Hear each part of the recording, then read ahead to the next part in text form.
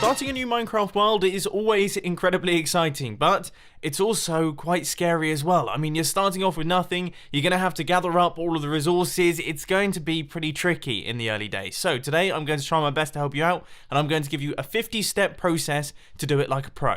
Stage 1 is to give it a really awesome name. Stage 2 is to make sure your bonus chest is switched off. I mean, come on, do you really think the professionals need bonus chests? No, you gather that stuff yourself.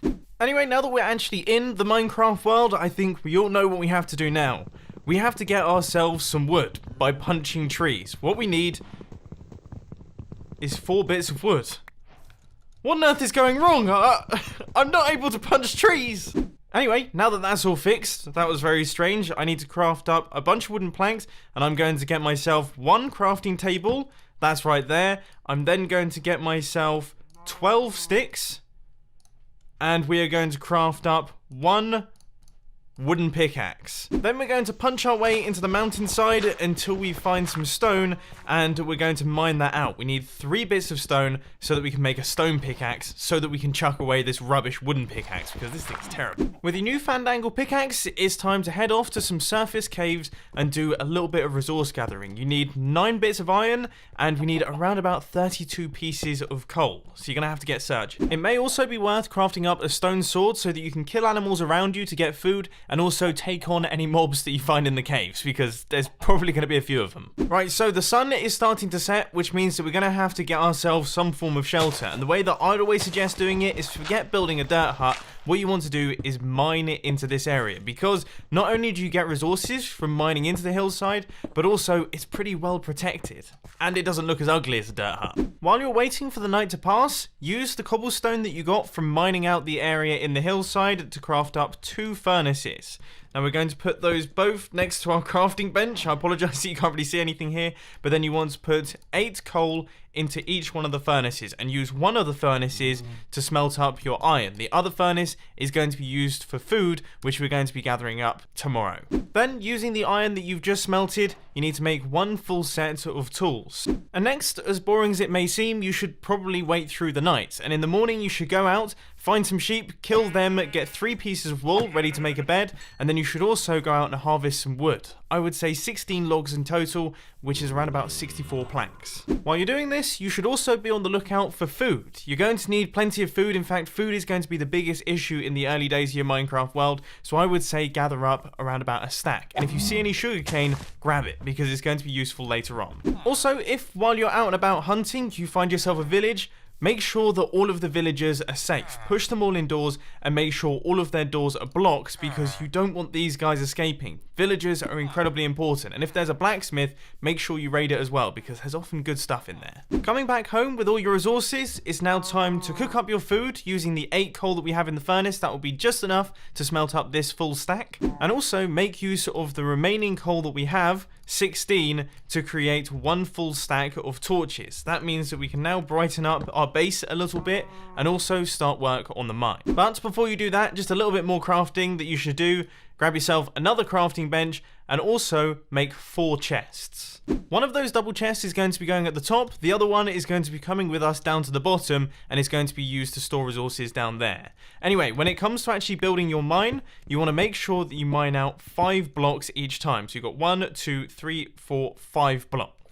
And this mine is going to be going right the way down to y equals 11. Now, I would suggest checking out any caves that you see on the way down. Just be careful, because we don't have any armor yet, and there's plenty of mobs in those things. Once you get down to the bottom, it's time to chuck down your crafting bench and use the cobblestone that you've just got from mining out this area to craft up a whole bunch of cobblestone stairs.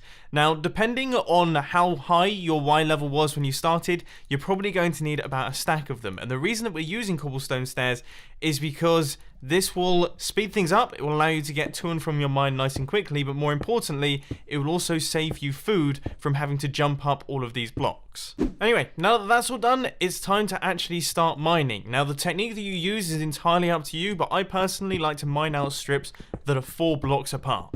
Oh, and would you look at that? I've found diamonds. Now, I would suggest mining out the first 5 diamonds using your regular iron pickaxe, and then it might be worth noting down the coordinates of any further diamonds that you find so you can come back to them in the future when you have the fortune enchantment. Anyway, it's now time for that very special moment, the first diamond pickaxe of your new Minecraft world.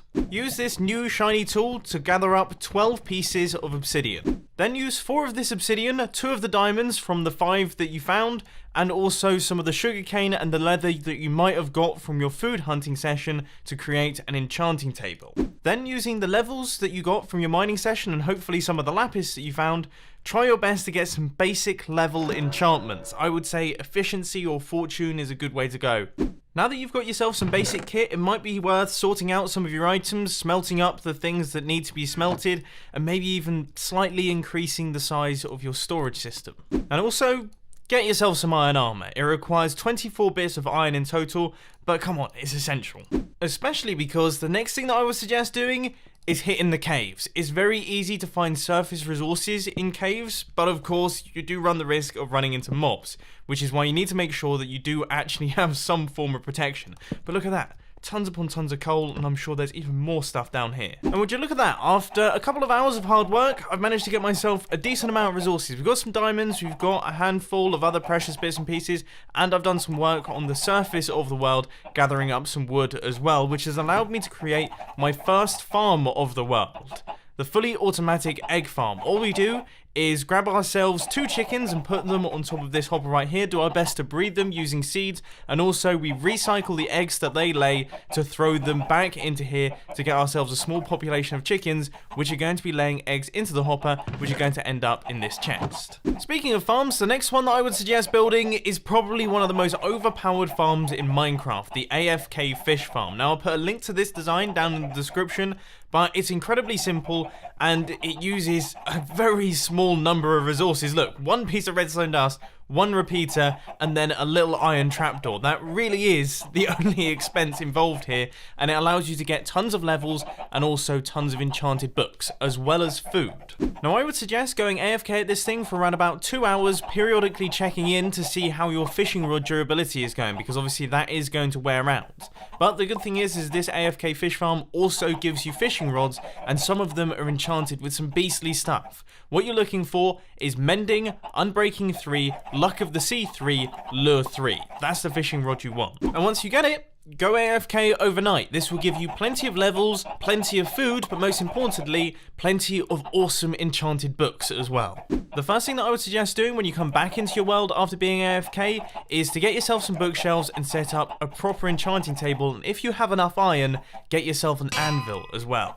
Now it's time to do some enchanting using the levels that we got from the AFK fishing session. So that is not brilliant, and if that's the case, all you have to do is throw in an old tool that you're not using anymore and put a useless 1 level enchantment on it, so then you can refresh and try again. Unbreaking 3, it might be worth taking a risk on.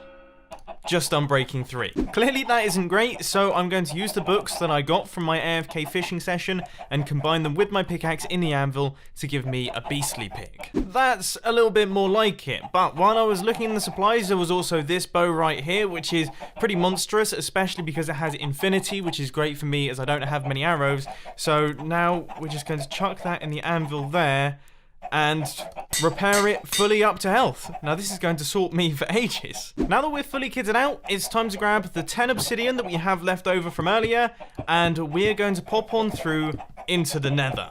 Now the reason that we're doing this is because we need 1 piece of nether quartz. So if you really want to, you can just pop inside, grab some nether quartz, and then run back into the nether portal, because everyone knows that the nether is very scary. But that 1 piece of nether quartz is incredibly important because it allows us to build this thing, a fully automatic chicken farm, which involves 1 comparator running out the back of this dispenser right here. Now I'll put a link to the tutorial down in the description so you can build this thing for yourselves, because it's super simple, and the way that we're going to populate this thing with chickens is using the eggs that we got from our AFK egg farm, which should now be full because we went AFK overnight at our AFK fish farm. You see, it's all starting to link together. So you now have a decent source of food, and it might be worth doing another AFK session at the AFK fishing farm, just so that you can let this thing boot into action and actually produce a decent quantity of the stuff, because the next project is going to be pretty gnarly. You need to go out on a bit of a dungeon crawl and try and locate one of these things. Now this is a monster cage, and it's going to be spawning monsters. This one is spawning zombies. Ideally, you want it to be spawning skeletons because bones are incredibly useful. Also, pick up this stuff. It's always good to have. Anyway, as I'm sure you guessed, we're going to be building an XP farm, and there are tons of different ways in which you can do this. I personally would suggest watching some of Exumavoid's old YouTube tutorials on how to build them because they still stand up today, and they're some of the best ones that I've found. Now that you have a reliable source of XP and also a reliable source of food, you kind of have all of the essentials covered. So I would suggest coming back to a little hole in the mountain and maybe doing a little bit of cleaning up and also improving the size of your storage system so that you don't lose any of the items that you get. And now it's time to make use of that storage by going on a monstrous mining session. So make sure that you've got plenty of torches, which I've forgotten, make sure you've got plenty of food, which I don't have, but most importantly, make sure that you've got your beastly pickaxe so that you can absolutely chew through precious materials, and if you do this for a couple hours, you'll have plenty. With that being such an enormous success, I think you know what time it is. It's time to get myself a full set of diamond armor, so that's going to require 24 diamonds, and also a full set of diamond tools, which of course are going to be enchanted using the levels that I got from my mining session, and then I'm also going to be doing some combining in the anvil with the books that I've got from my AFK fishing farm to hopefully make them monstrous.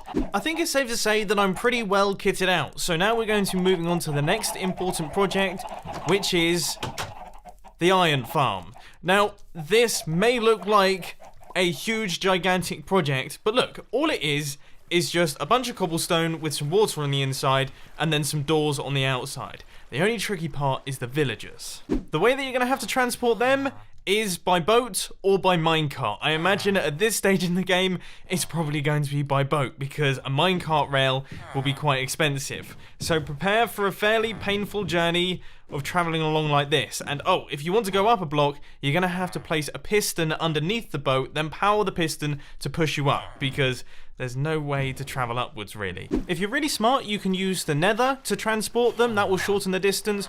Or you can use a villager breeder somewhere nearby, but that is quite a big project to work on as well. But it will be super useful in the future. Either way, it is possible, and now my villagers are in place, my iron farm is now working, which means that I've automated pretty much all of the important things that I'm going to be relying on. I've got an automatic source of iron, that's all being produced. I have an automatic source of food in the form of my automatic chicken farm. I've got an automatic source of levels and also enchanted books, which I can use, and I have all of the essentials inside my little base in the mountainside here, which will allow me to sustain myself in Minecraft. So I would say we've been pretty successful. So there we go. Hopefully that covers everything, and hopefully that should teach all of you how to be professional Minecraft players, at least for the first couple of days of your Minecraft world. If you follow these instructions, you're going to be sorted right the way from the beginning. But anyway, I hope you enjoyed this video. If you did, please sure to that like button, and if you really loved it, then make sure to subscribe. But thanks for watching, guys. This has been Mumbo,